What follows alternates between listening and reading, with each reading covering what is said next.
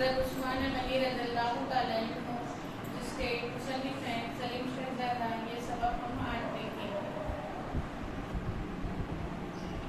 جماعت ہفتم کے تمام طلباء و طالبات سبق نمبر 2 صفحہ نمبر 4 نکالیے اور سبق کی طرف توجہ دیں۔ سبق کا نام ہے ہمارا حضرت عثمان غنی رضی اللہ تعالیٰ عنہ جس کے مصنف سلیم شہزادہ ہیں، اور پہلی بات کی طرف جاتے ہیں۔ حضرت محمد صلی اللہ علیہ وسلم کے بعد عرب اور اس کے اطراف مسلمانوں کی جو حکومت قائم ہوئی تھی، اس کی نگرانی اور وہاں اسلامی قوانین کو عام کرنے کے لیے جو نظام بنایا ہے اسے خلافت کہتے ہیں۔ سوال آ سکتا ہے خلافت کسے کہتے ہیں؟ غور سے دیکھیے آپ کے اسکرین پر پہلی لائن جو نظر آ رہی ہے وہ جواب ہے۔ آپ 5ویں اور 6ٹھی جماعت میں حضرت ابوبکر صدیق اور حضرت عمر رضی اللہ تعالیٰ عنہ کی خلافت کے بارے میں معلومات حاصل کر چکے ہیں۔ ان دو اصحاب کے بعد حضرت عثمان اور حضرت علی رضی اللہ تعالیٰ عنہ خلیفہ بنائے گئے۔ تاریخ میں ان 4 اصحاب کی خلافت کو خلافت راشدہ کہا جاتا ہے۔ یہ سوال بھی آ سکتا ہے خلافت راشدہ کسے کہتے ہیں؟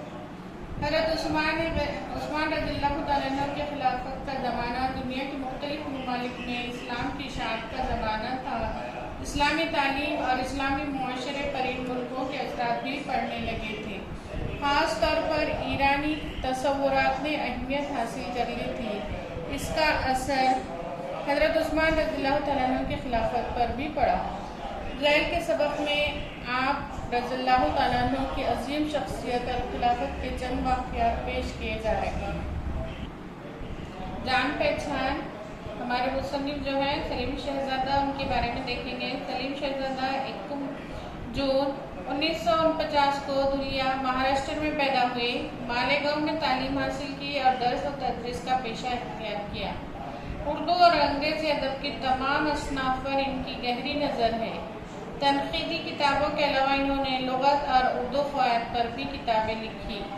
فرنگ ادبیات، دعا پر منتشر جن سے جملے تک اور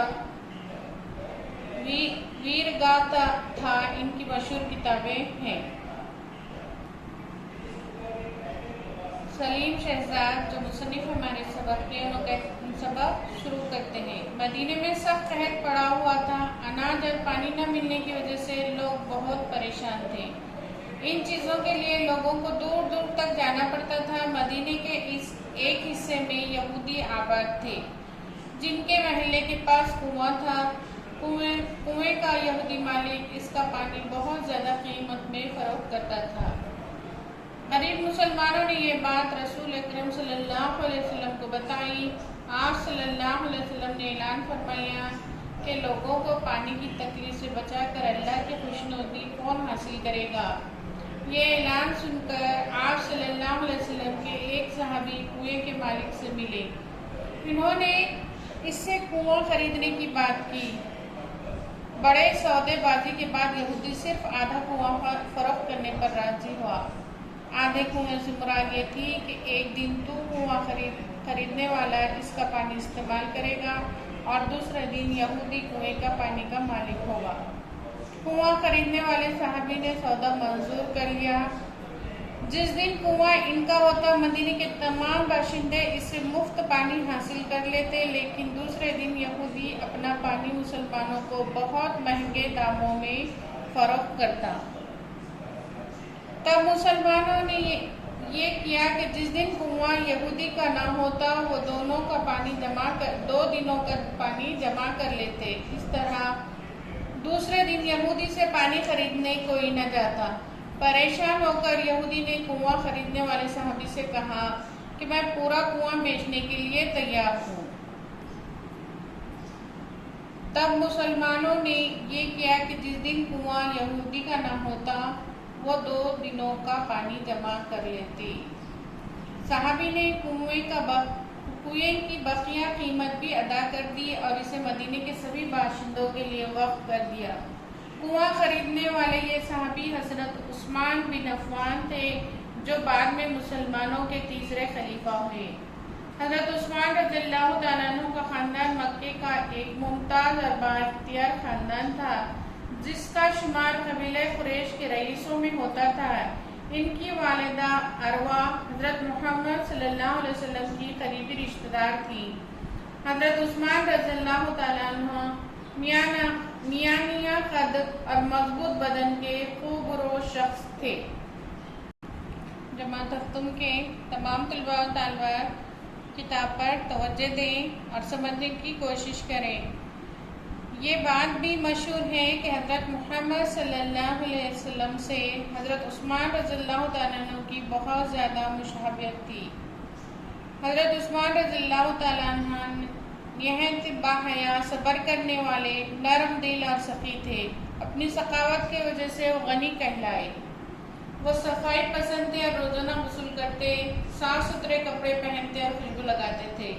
اسلام قبول کرنے کے بعد ہر جمعہ ایک غلام آزاد کرنا ان کا شعار بن گیا تھا۔ خود سادہ کھانا کھاتے لیکن مہمانوں کو ہمیشہ لذیذ اور عمدہ کھانا کھلاتے تھے۔ خلیفہ بن جانے کے بعد بھی انہوں نے کبھی خود کو عام مسلمانوں سے برتر اور افضل نہیں سمجھا۔ وہ سب کے ساتھ بیٹھتے، سب کی عزت کرتے، لیکن کسی سے اپنی تکریم کی خواہش نہ کرتے تھے۔ ایک مرتبہ اپنے غلام سے کہا کہ میں تجھ پر زیادتی کی ہے، مجھ سے اس کا بدلہ لے لے، اور ضد کر کے انہوں نے ملازم سے اپنے کان پکڑوائے۔ جب اس نے نرمی سے ان کے کان پکڑے تو کہا، بھائی خوب زور سے پکڑ، کیونکہ دنیا کا بدلہ آخرت کے بدلے سے آسان ہے۔ تمام طلباء و طالبات، آج کے اس ویڈیو میں ہم نے یہاں تک کے سبق کو دیکھا۔ غور سے سنیں اور سمجھنے کی کوشش کریں گے تو انشاءاللہ آگے کی ویڈیو میں جو بھی پڑھیں گے وہ ہم کو سمجھ میں آئے گا۔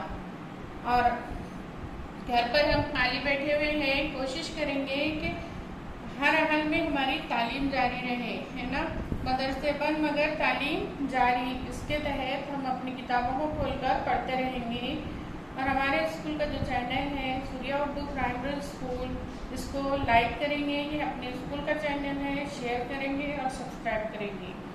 آگے کی ویڈیو میں ملیں گے انشاءاللہ۔ اللہ حافظ۔